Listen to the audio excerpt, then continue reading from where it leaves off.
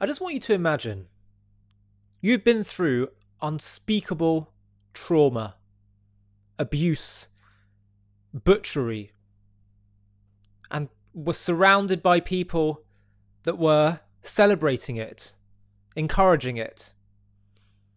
And then, after many endlessly long and painful days of that trauma, you're released, only to find that there are people in the wider world who support what was done to you.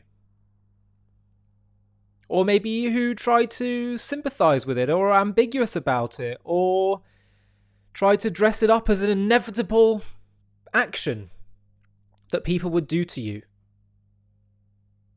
as an innocent, unassuming member of a different nation.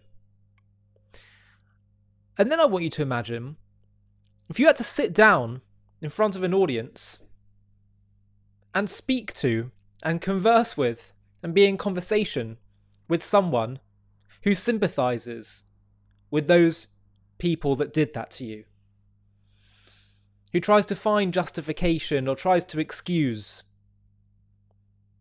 or maybe isn't even bothered. Can you imagine? Can you imagine doing that? Can you imagine what kind of strength that would take? Well, this isn't just a hypothetical situation. This is a reality. This is Moran Stelayanai, a former hostage in Gaza, sat beside Mossab Hassan Youssef, the son of a Hamas co-founder and leader who is, of course, deeply pro-Israel and pro the Jewish people. And here she is, telling her story to an anti-Zionist student at UCLA. And this is an anti-Zionist student who led the encampment there. The encampments were, of course, justifying, excusing what Hamas did. They harassed and hounded Jewish students over the past year. Can you imagine?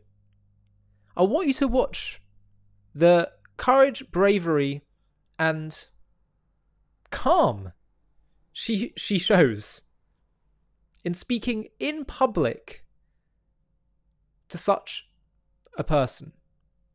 You have to watch this. You just made me take a huge breath before there, because I really want to talk to you from an eye level, you know.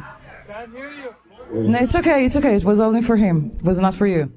When I was taken to Gaza, I was kidnapped, I was caught 3 times. And the last time, I was caught by 13 Hamas terrorists.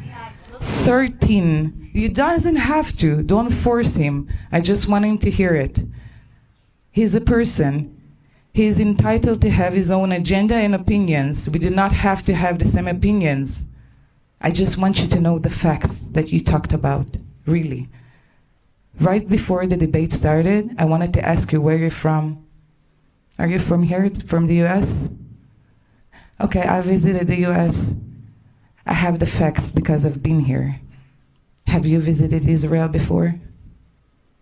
No. Have you visited Gaza before? Probably not. When he asked you what is a Palestinian and you couldn't answer it, then I'm asking you what is a Gaza civilian? Can you answer me? I will answer to you. When you're advocating for that, and I'm telling you, you're advocating for not have rights, for women to not have rights, because women do not have rights in the Arab society. You're advocating for people, you know, you're talking about genocide. Well, I'm here to say, when October 7 happened, and that's a fact, they told me it in the inside. They didn't know about the Nova Festival music. They didn't know that we have 3,000 people in there. They planned, and they told me that, they planned to move on and kill as much as they could in Beersheba, in Tel Aviv, in Haifa. They wanted to slaughter everybody. You know what? Maybe you will not believe me.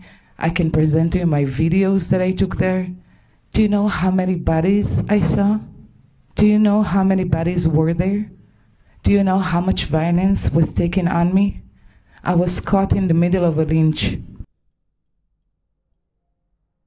We can have a private conversation, not with this whole audience, because it's terrifying me to hear people have that thoughts. And I really want to hear your side.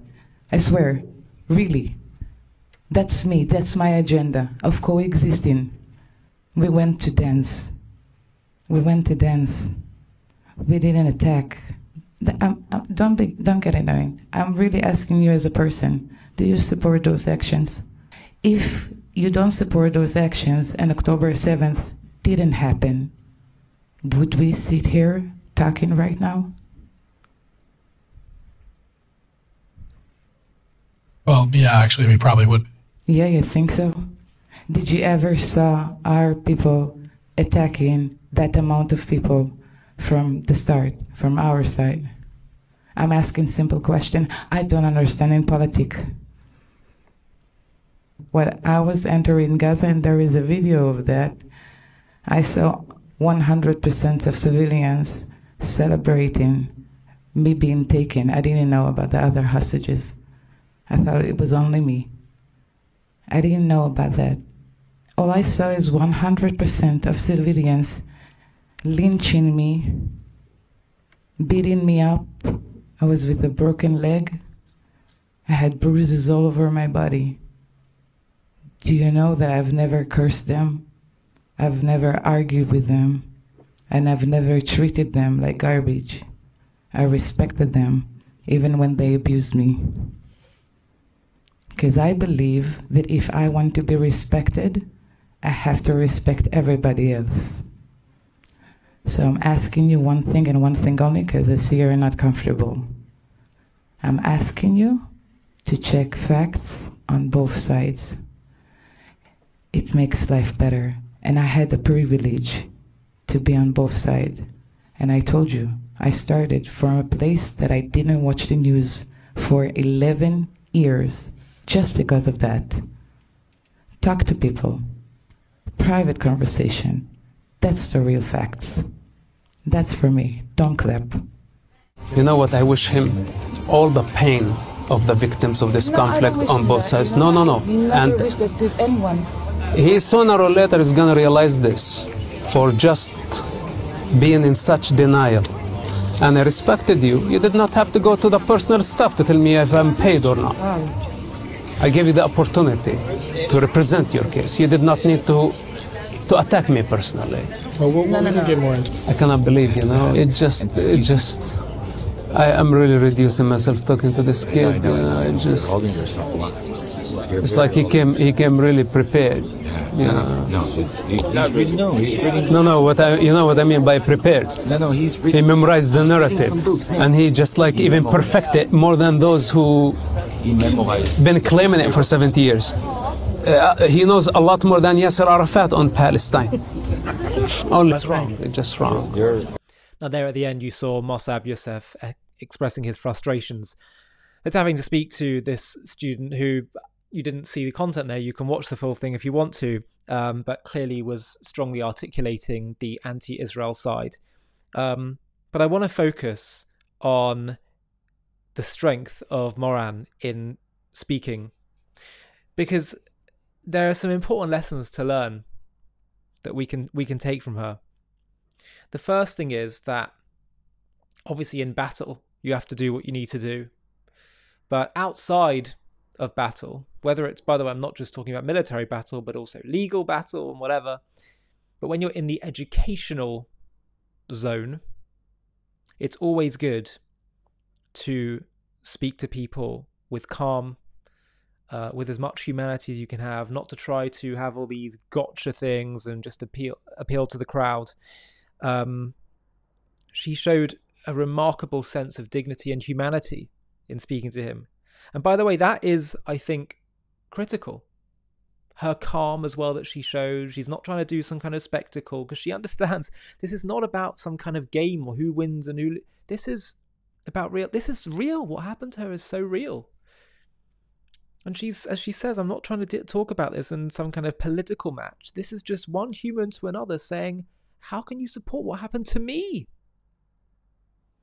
And she did it with such grace and humanity and calm. And what I think we can take from that is that where possible, we should always try to just educate for those who are prepared to listen. And you may actually find yourself surprised that those who may seem hostile actually will listen. If instead of going up in their face and saying, "So you hate us, really?" That's what, actually trying to have a calm and collected conversation, it may actually yield dividends. Look, Mossab Hassan Youssef was raised in a home that taught him to hate Jews, and look what happened to him.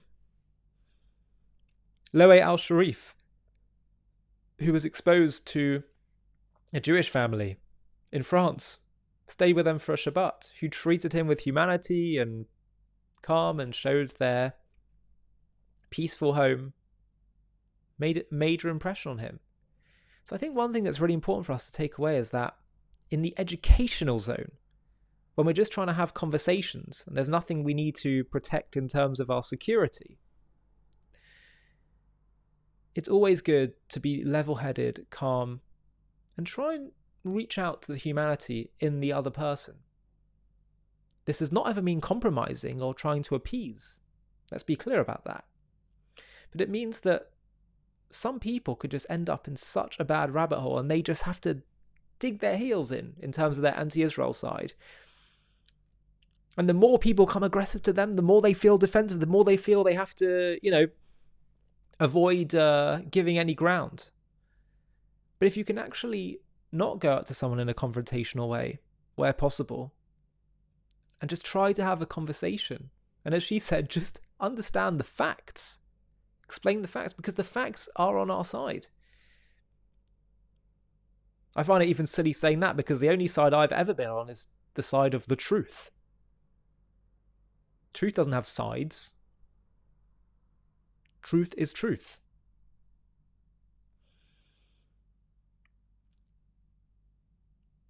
Or rather, what I mean by that is that truth may end up coming down on one side, but it's not some kind of game we're playing. We're just interested in what the truth is.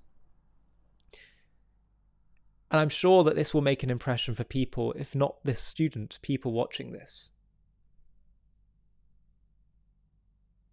For those that cannot see the kind of moral strength that she has in sitting there and in being in conversation with someone who is, as Gen Z would term it, gaslighting her, basically, undermining the truth, making her feel, I mean, just imagine. It's like putting a Holocaust denier in front of a conversation with a Holocaust survivor. It's cruel. And yet she showed so much humanity, calm and strength. It's incredible. And we really have to take notes. If you've made it so far in this video, I have a request for you. JTV has been having a really big impact in spreading the truth about Israel and creating positive associations with the Jewish people, Judaism and Israel. We've really grown a lot, particularly in the last year, and we're having a really significant impact, both for Jews and non-Jews. But I really want to take JTV to the next level so we can start to compete with the other big online media beasts that are often peddling anti-Israel content. And the way we're going to do that is to scale even faster. So I'd love to build a team where we have other presenters doing shows like me. Let's start doing documentaries, supplementary content, animated content, etc., etc. And to do that, I'd like to build a bit of a team. So what we're going to do is we're going to do one fundraising day, just one, where we try and build up some funding in order to fund such a team. Now, to do that, it's going to obviously require people to get involved. And I'm wondering if you would consider, if you're watching JTV content and appreciate what we do and want to help partner with us in taking this to the next level and spreading the truth farther and wider than ever before, I wonder if you'd consider partnering with us simply by running a mini page on the fundraiser that we do, where you just reach out to your contacts on that day that we choose to fundraise and see if they'll all chip in. If you'd be up for doing that, of which I would be so, so grateful, then please click on the Google form link in the video description of this video, where you can simply just put in a few contact details. It'll be a very small commitment, as I say, literally just one day that we'll all agree upon as a collective community. But the impact is going to be so big. There's such strength in numbers. If we all pull together and do this, we can take this to the next level. And as I say, all of us can partner together in bringing and spreading the truth to the whole world. So please do consider clicking on that link, filling in the form, and I'll be in touch very soon to talk about the next steps. Small commitment, but a big impact. Hi, thank you so much for watching. To watch another one, click here. To stay up to date with all our content, click here to subscribe. And if you're able to, you can help support JTV to grow and grow by clicking join below this video, where you can become a member and get perks including early access to videos and private live discussions with me. But most of all, you'll be partnering with us on our mission to change the world.